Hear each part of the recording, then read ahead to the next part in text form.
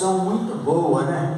De analisar em nossos passos o que faria Jesus. Interessante quando o Senhor Jesus ele se alegrou há 105 anos atrás, quando aqueles 5 homens da Igreja Batista do Rio de Janeiro, Senhor, estão sendo perseguidos por proclamar o seu Evangelho. Pai, eu sei que no mundo teremos aflições, ó Pai. Eu sei, ó Pai, que o mundo já nos odeia porque adoramos um único Deus. Mas peço, Pai, que em nome do Teu Filho amado Jesus Cristo, o Senhor, ó Pai, possa estar dando uma bênção, Pai, aos meus irmãos que estão sendo perseguidos, ó Pai, em países perseguidos. Pai, que o Senhor possa estar acampando Teus anjos ao redor deles, Senhor.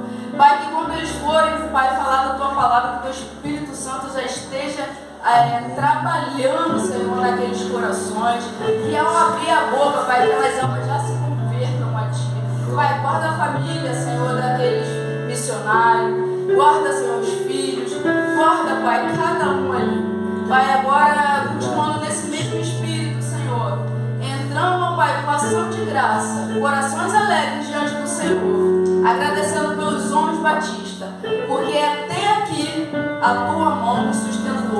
E esses homens, ó Pai, têm trabalhado na Sua causa. E esses homens, ó Pai, eu creio que somos homens segundo o Teu coração.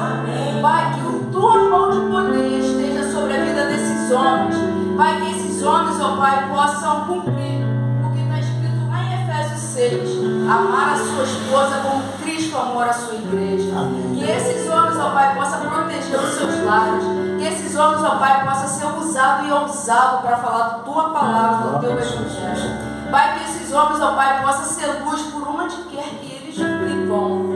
Pai, agora em especial também, Pai, eu quero Te agradecer, porque hoje também se comemora dia, Senhor, da família dos diáconos. Senhor, diáconos, aqueles que o Senhor mesmo separou para continuar trabalhando na Tua casa, na Sua obra. Pai, obrigada, Pai, porque junto com eles, ó Pai, estão os filhos e as esposas. Eu peço, Pai, que o Senhor continue a abençoar cada filho. Pai, que o Senhor, aqueles filhos que estão desanimados, que o Seu Espírito Santo possa ir lá, trabalhar, porque nós cremos que grandes coisas o Senhor já fez nessa família. Pai, nós cremos, ó Pai, que o Senhor tem abençoado cada um que se coloca a mão no arado. Eu tenho certeza que o Senhor tem abençoado. Que cada um que está aqui, Senhor, se colocou na brecha. E eu sei, ó Pai, que grandes coisas já aconteceu. E eu creio também, ó Pai, que toda seta, todo inimigo lançado sobre a Tua igreja já foi repreendido em nome de Jesus. Pai, mais uma vez queremos, ó Pai, Te agradecer. Estamos com o nosso coração alegre.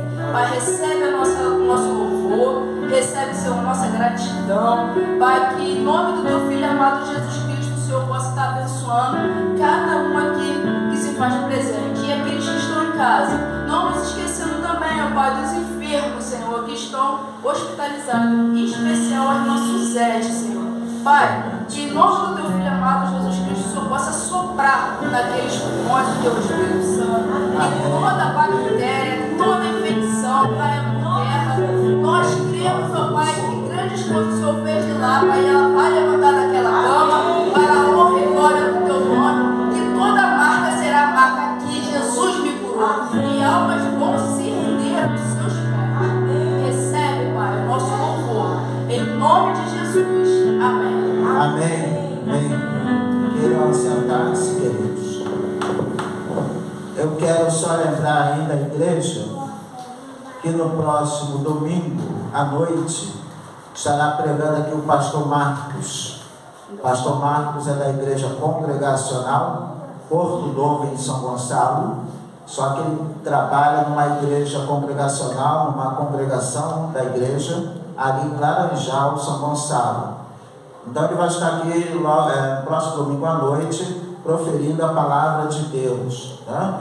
Durante alguns anos a sua esposa, a irmã Flávia, fomos membros juntos na Bíblia de São Gonçalo. Depois a Flávia conheceu o Marcos, que hoje é pastor, e se transferiu lá para a igreja. Então ele vai estar pregando a palavra de Deus aqui no próximo domingo à noite. Bom, os irmãos, não deixem de orar e de participar também.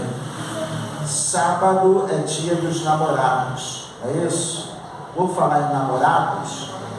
Há alguns dias atrás nós terminamos o mês do lar. Eu não vou nem perguntar, porque eu sei que eu vou me decepcionar. É perguntar quantos maridos aqui levaram a esposa para jantar fora, almoçar fora. Aí teve uma irmã que falou, eu peguei a mesa, botei no quintal e fui jantar lá, né? Falei, tá bom, não deixa descer fora.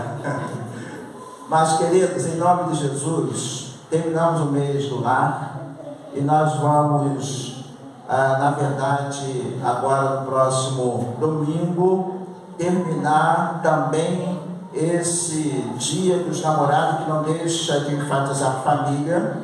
Nós vamos terminar após o curso também fazendo aqui uma pequena e breve gincana, que é segredo, que o pastor não pode contar agora. Então você venha com a sua família, com a sua eterna namorada, com o seu eterno namorado, né? Você que não tem namorado, ainda dá tempo de arrumar um ou uma para poder trazer, né? O pastor está brincando, viu? Mas nós queremos pedir aos irmãos que venham com o seu eterno namorado, namorada, com o seu noivo, com a sua noiva, com o seu namorado ou namorada, para participar daquela pequena e breve gincana, terminando assim, eu diria, fechando o mês do lar, propriamente dito. Tá bom, queridos? E, então, os irmãos não deixem de vir no próximo domingo para o culto à noite. Agora vamos falar de Deus, da sua palavra. Abra a sua Bíblia. Abra a sua Bíblia em 1 Pedro, capítulo 2. Nós vamos lê-lo do verso 18 ao 25. 1 Pedro, capítulo 2, versos de 18 ao 25. Hoje à noite eu quero pensar com os irmãos sobre esse tema. Em seus passos, o que faria Jesus? Homens, em seus passos, o que faria Jesus? É o tema, né, do Homem Batista para este ano. E nós estamos então, não poderíamos deixar então de nesta noite dar ênfase justamente a esse tema escolhido pelos homens para que pudéssemos trabalhar nesse domingo em cima desse tema. Homens, em seus passos, o que faria Jesus? O que faria Jesus? O texto apresentado, nós vamos vê-lo ali, o Senhor nos dando aqui diretrizes, orientações acerca desse tema. Em seus passos, o que Jesus faria diante das circunstâncias da vida? Em seus passos, o que Jesus faria diante das suas atitudes, diante das suas ações, diante dos seus gestos, diante dos seus problemas? O que Jesus faria? E esse texto, então, ele vai narrar. Esse texto, então, ele vai nos apresentar aqui a resposta acerca da pessoa de Jesus, o que ele faria se ele estivesse no meu ou em seu lugar. O que Jesus faria? Inclusive, o texto narra o episódio acerca dos deveres dos servos cristãos. E diz assim a palavra do nosso Deus. 1 Pedro capítulo 2, verso 18 ao 25. Diz assim a palavra de Deus: vós, servos, sujeitai-vos com todo temor ao Senhor, não somente ao bom e humano, mas também ao mal. Porque é coisa agradável que alguém, por causa da consciência para com Deus, sofra agravos, padecendo injustamente. Porque que glória será essa, se pecando sois esbofeteados e sofreis, mas se fazendo bem sois afligidos e o sofreis? Isso é agradável a Deus. Porque para isso sois chamados, pois também Cristo padeceu por nós, deixando-nos o exemplo para que sigais as suas pisadas, o qual não cometeu pecado, nem na sua boca se achou engano, o qual, quando injuriavam, não injuriava, e quando padecia, não ameaçava, mas entregava-se àquele que julga justamente, levando ele mesmo em seu corpo os nossos pecados sobre o madeiro, para que, mortos para os pecados, pudéssemos viver para a justiça, e pelas suas feridas fostes sarados. Porque eres como ovelhas desgarradas, mas agora tendes voltado ao pastor e bispo da vossa alma. Que Deus abençoe e aplique a sua palavra lida aos nossos corações. Vamos orar a Deus. Senhor nosso Deus, é a tua palavra que está diante dos nossos olhos, a qual nós acabamos de ler.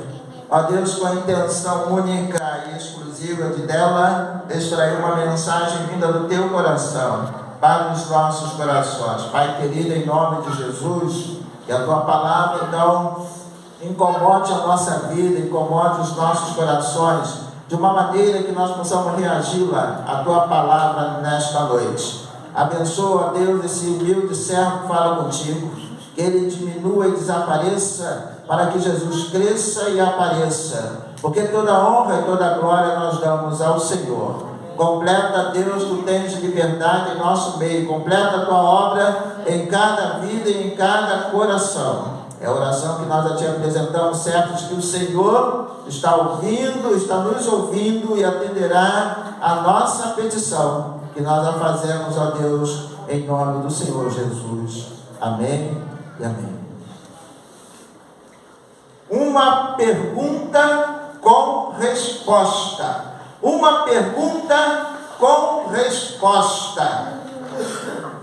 Nós vivemos em um mundo em que somos de diversas formas e maneiras perseguidos pelos problemas da nossa vida. Somos perseguidos pelas lutas da nossa vida. Somos perseguidos pelas dificuldades da nossa vida. Nós somos perseguidos, eu diria quase que diariamente. Mas a pergunta prevalece ao nosso coração: em seus passos, o que faria Jesus diante da circunstância da vida? Você já parou para refletir? Você já parou para analisar acerca disso? O que Jesus faria? Hoje à noite ele nos convida a imitá-lo através dos exemplos que ele tem deixado registrado na sua palavra. Em seus passos, o que faria Jesus? É importante nós lembrarmos e sabermos que as crianças pequenas, elas gostam de imitar os seus pais. E é verdade, eu me lembro que quando era criança, eu gostava de imitar os meus pais. E especialmente, de modo particular, o meu pai. E algumas coisas que ele fazia lá no dia de folga, especialmente no final de semana, eu ficava observando meu pai fazer o trabalho em casa, e eu ficava olhando e eu tentava imitá-lo. E ele falava: filho, não me imite, porque senão você pode se acidentar. Você é muito pequeno ainda para fazer essas coisas. Me imitar. E eu me lembro hoje, os nossos filhos, as crianças principalmente, elas desejam, querem nos imitar, colocando muitas das vezes em nós ou em nossos pés os sapatos. Muitas das vezes elas querem nos imitar vestindo as nossas roupas e tantas outras coisas. Querido, querida, em tudo o que fazemos, pensamos ou dizemos, nós deveríamos perguntar a nós mesmos: O que Jesus faria em meu lugar, em seu lugar, nesta situação? A vontade de Deus, na verdade, é que sigamos os passos de seu Filho Jesus Cristo. Esse texto que nós acabamos de ler e que será reflexão e base para a nossa meditação nesta noite. Esse texto, então, ele nos mostra alguns exemplos de Jesus para que nós sigamos os seus passos. Volte os seus olhos, então, e o seu coração para o texto lido nesta noite. Diz assim o verso 18, apesar de que nós vamos nos aprofundar mais a partir do versículo 21. Ali está registrada, então, os exemplos de Cristo, para que eu e você possamos imitá-lo, para que eu e você possamos seguir os seus passos.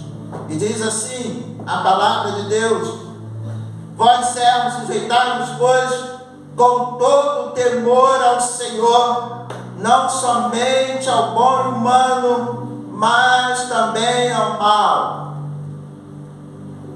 Deus aqui nos orientando que nós devemos sujeitar com respeito ao Senhor. Esse Senhor aqui não é o Senhor Deus, mas é o Senhor cidadão, ser humano. Sabe por quê? Porque Senhor está escrito com S minúsculo. Então é o ser humano. E Deus está falando que nós precisamos respeitar, sujeitar e respeitar. Tanto as pessoas boas como as pessoas más. Precisamos respeitar.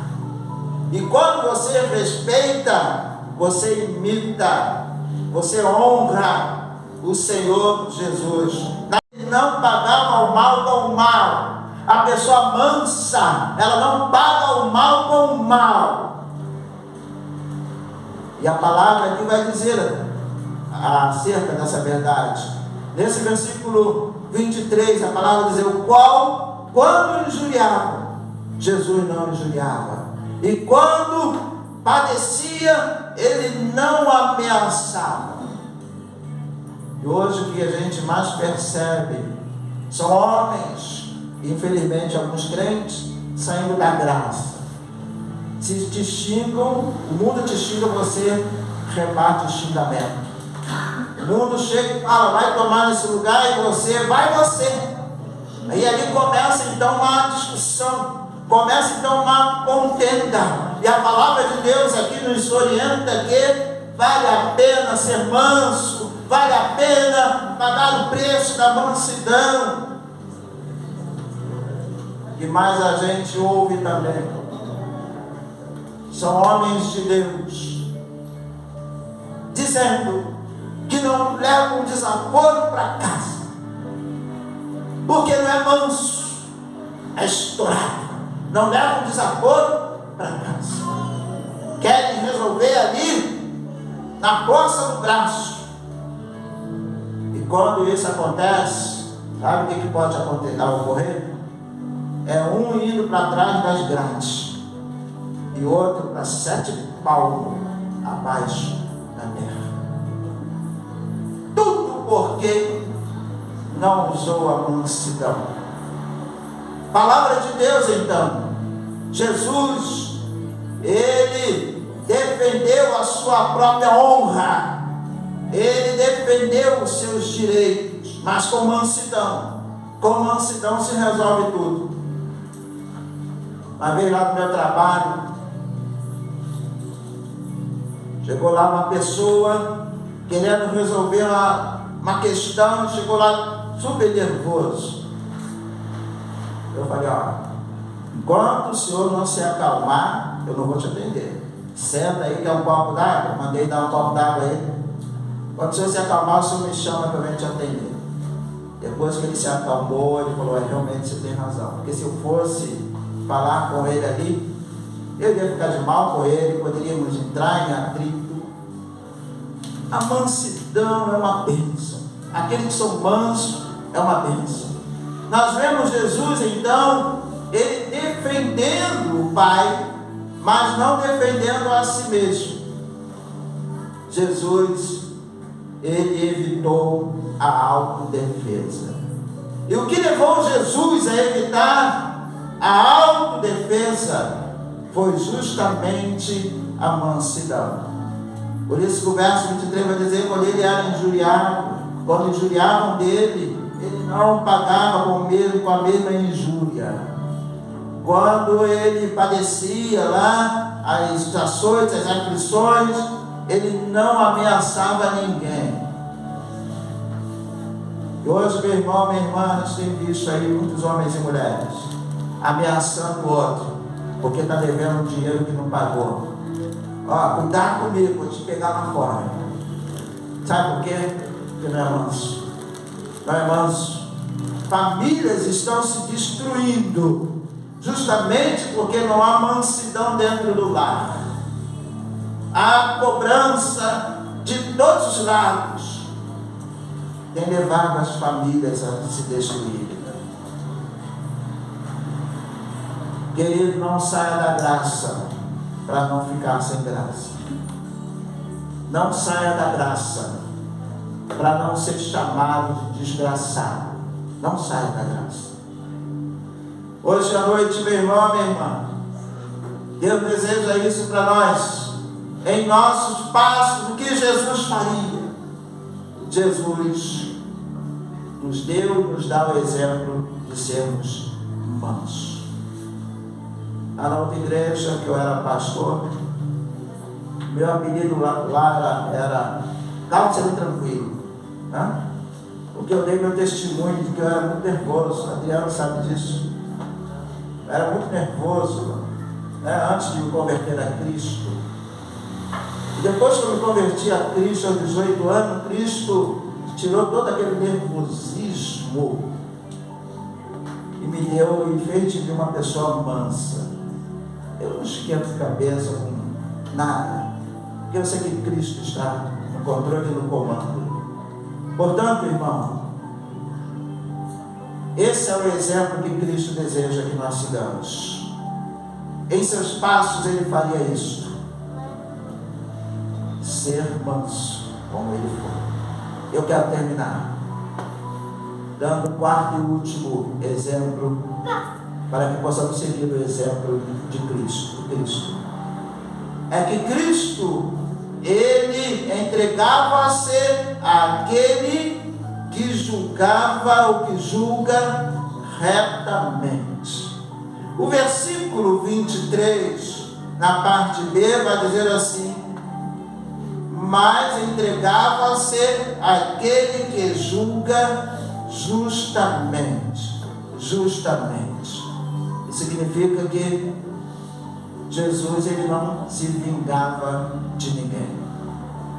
E hoje, infelizmente, há muitos homens e mulheres que, enquanto não se vingar, não vê o mal daquela pessoa, ele não fica em paz com ele mesmo, né? Há pessoas que é assim, enquanto não vê aquela pessoa, sabe, na ruína, enquanto não vê aquela pessoa no fundo do poço, enquanto não vê aquela pessoa realmente toda estragada, a pessoa não fica em paz, porque traz a agonia, a ruindade no seu coração. Mas Cristo não agiu assim, diante da circunstância, diante daqueles homens. Ele se entregou àquele que o julga justamente. Aí em Romanos, no capítulo 12, e no versículo 19, diz assim: não vos vingueis a vós mesmos, amados, mas dai lugar à ira, porque está escrito: minha é a vingança, eu recompensarei, diz o Senhor. A Bíblia aqui nos dá esse exemplo para nós não vingarmos a nós mesmos.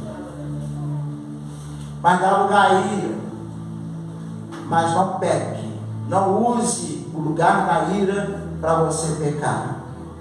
Como diz o salmista no Salmo 4: não dê lugar à ira. E se der, não use para o pecado. Porque a palavra de Deus diz o Senhor que a vingança é Ele que vai prover para você. É Ele que vai julgar por você. E a Bíblia diz que Ele vai te recompensar. Eu recompensarei, diz o Senhor. Homens, em seus passos, o que faria Jesus? Eu quero terminar apenas lendo os versos 24 e 25. Levando ele mesmo, aqui está então o que Jesus faria, é a conclusão.